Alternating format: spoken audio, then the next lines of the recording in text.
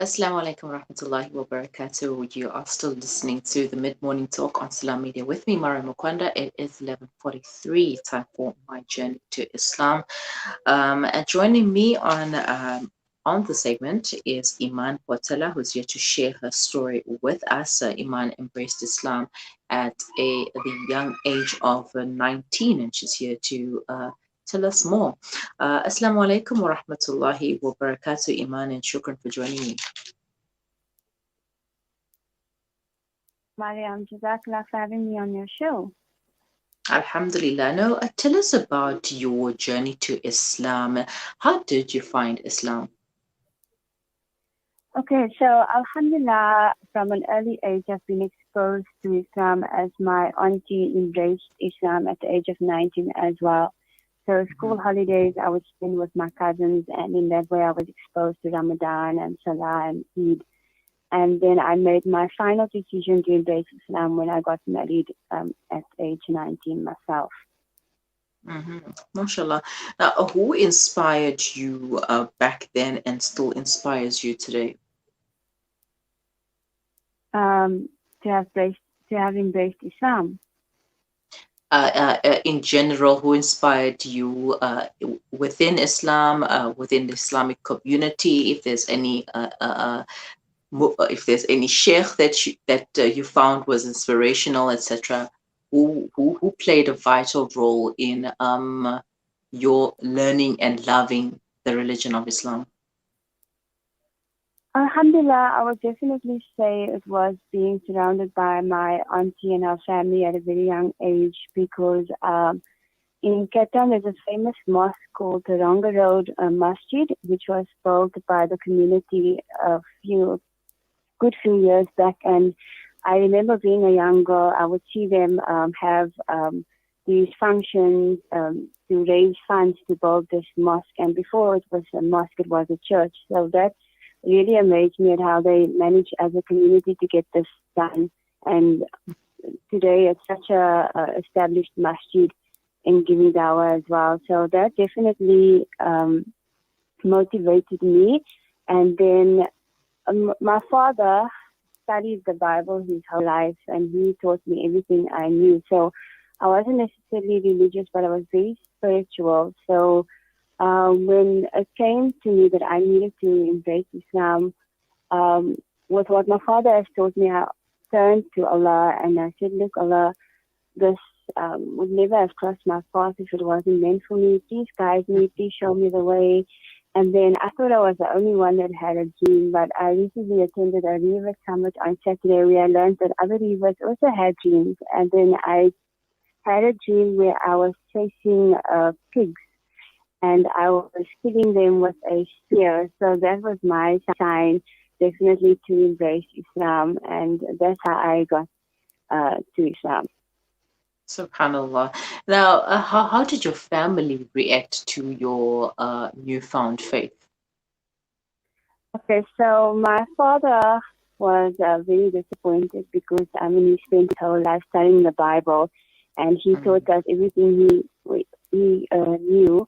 So when his firstborn came to him and said, "Look, Dad, I'm interested in this other religion," I think he thought he was going through a midlife crisis, because here his firstborn that he taught everything suddenly chosen another religion. But I remember growing up, I despised going to church. I despised, and no offense to churchgoers, but it didn't seem right with me, everything, because we were Roman Catholics, and there was just too much going to church with the holy water and the Holy Communion and catechism and confession. It was just too much for me, and I despised it. And then when my father saw how much I embraced Islam and how much I was passionate about learning it and even embracing my scarf, covering my head, he opened up to it and he came around, because he saw that I respected this religion where I couldn't respect Christianity in that way. So he came around, and Alhamdulillah, today they call me by my Muslim name. When I serve them food, they say Bismillah, and they even say Alhamdulillah afterwards. And now they're adapting Islamic ways as well, Alhamdulillah. MashaAllah, may Allah give them hidayah. And what challenges did you face as a new Muslim? Because I know that on the segment, my Rivet Muslims always share the most challenging times that they face, sometimes with their families, sometimes within the community. So, what were some of the challenges that you faced?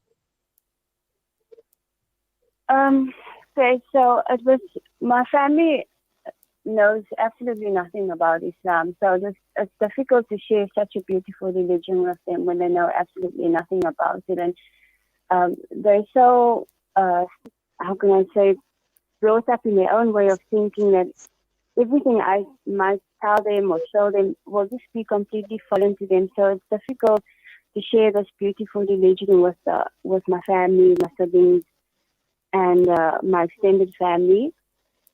So they've always just viewed me as like different, and I'm not the same as them anymore. So having to be led in that way was quite a challenge. And then also in our Muslim community, I would say being categorized as a revert. So now you are a Muslim, but you are a different kind of a Muslim when we're all Muslim. So I would say that are the challenges, and obviously having to teach myself everything I know today when I haven't had that guidance from anyone. So, but alhamdulillah, I'm getting there. Mm-hmm. So, being a Rivet Muslim and, being categorized as a Rivet Muslim in your community, do you still somewhat feel like you are a Rivet Muslim, this Rivet Muslim that, you always felt like all along? Most definitely, I would say yes. 12 years later, I do feel like I'm still being categorized as a revert Muslim, but not being seen as a actual Muslim. I don't know why. I try to understand why, but I don't know why. Why reverts are being categorized. And it's like, how long are you going to remain a revert Muslim? Is there a time frame where you can now be a revert Muslim, and now you cross over the bridge and you're no longer a revert Muslim? That's what I want to understand, because if you can't people just be Muslims whether you've reverted 20 years ago or last month? Can't we just all just be Muslims? And Yes, you can share your yes. Rivet stories, but can you just be a Muslim? Yes, that is correct. And then we also find ourselves as reverts being more connected to reverts than being connected to actual born Muslims, so to speak. We all born Muslims, that I'm saying. But yes, you know what I mean. But yeah, so that is a challenge. So there's, I would say, a division without helping there to be a division, but that division is there. Yeah, no, it is there. It's not widely spoken of, but it is there. And you attended the Rivet Summit in KZN, which took place this Saturday. And how was that summit for you? Alhamdulillah, I'm so grateful to the IDP for having hosted this summit, because it was definitely needed. It was my first time being exposed to more other reverts in Durban, as I'm originally from Cape Town, and this is my first year in Durban. So it was so lovely to have met other reverts close by, and it was beautiful to hear their stories to Islam. I love stories where they haven't embraced Islam through marriage. It was simply through dreams or through interaction with other Muslims, or anything that, people have different paths of life. So I was just amazed at the different stories of how Allah has brought them to Islam. It was absolutely beautiful. SubhanAllah. And earlier on, we spoke about your challenges, but what were some of the common challenges that were shared amongst everyone? I'm trying to remember. I would say, obviously, their family outcasting them, or disowning them, or putting them out because now they've chosen a different religion. I would say that was definitely the most common challenges some of the reverts faced having embraced Islam. Mm-hmm. And have you managed to establish some sort of network or a support system with other Rivet Muslims in the area? Yes, definitely. So we exchanged numbers, and we just created a new Rivet support group called a WhatsApp group called New Beginnings. And I'm hoping with another Rivet sister of mine who owns a cake dealer on 34 Kawi Road, Zara Ghani is the name. So we are hoping, inshallah, in the future to host monthly Rivet support groups where sisters can come out and just have a chat and uh, see what we have in common and just socialize. Mm-hmm. All right, Eemaan, what advice would you like to give to anyone who is interested in Islam?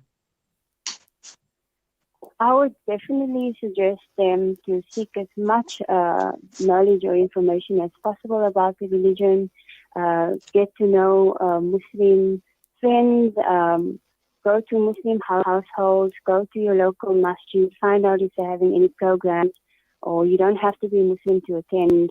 You can go as you are to these classes or even to the masjid, ask for the local imam to help you with any questions or anything you want to know, or get books.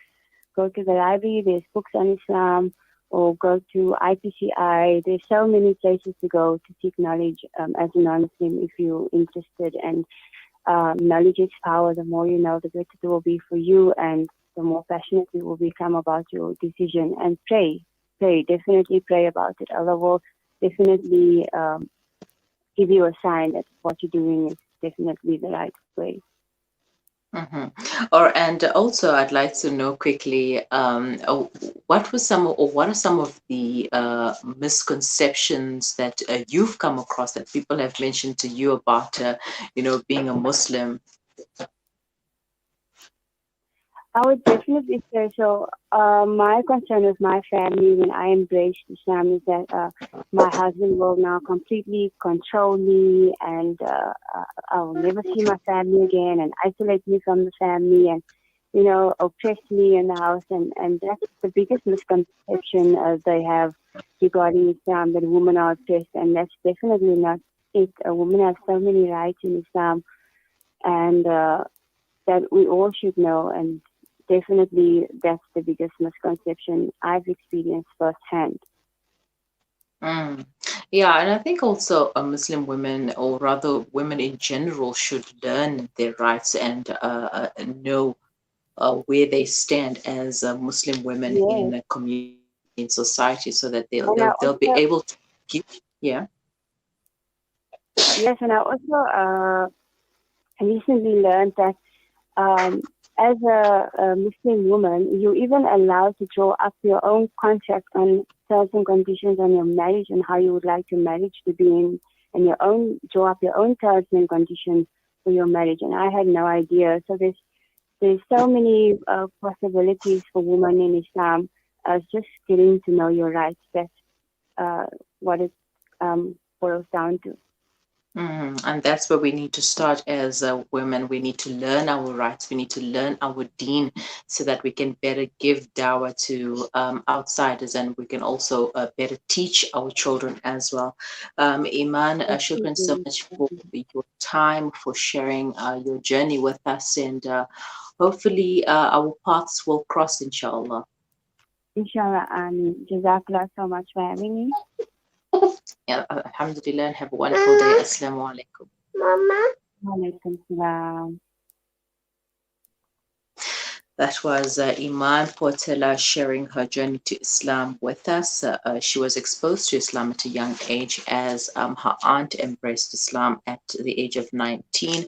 And, Eemaan being around her cousins and her aunt as well, her aunt's family, just being with Muslims at a young age during school holidays, etc. She would be exposed to Islam, and that somehow opened her eyes to see a different religion and to seeing Islam differently, and such that when she turned 19, she also decided to embrace Islam. And If you have a journey to share with us, if you have an inspiring story to share, please get in touch with us. We would love to hear it and we would love to share it with the rest of the world.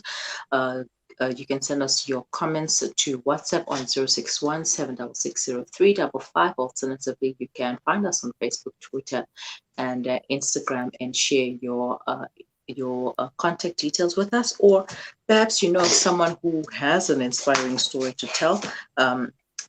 Get them in touch with us as well. We'd love to hear. All right, so do stay with us. We will be right back after this.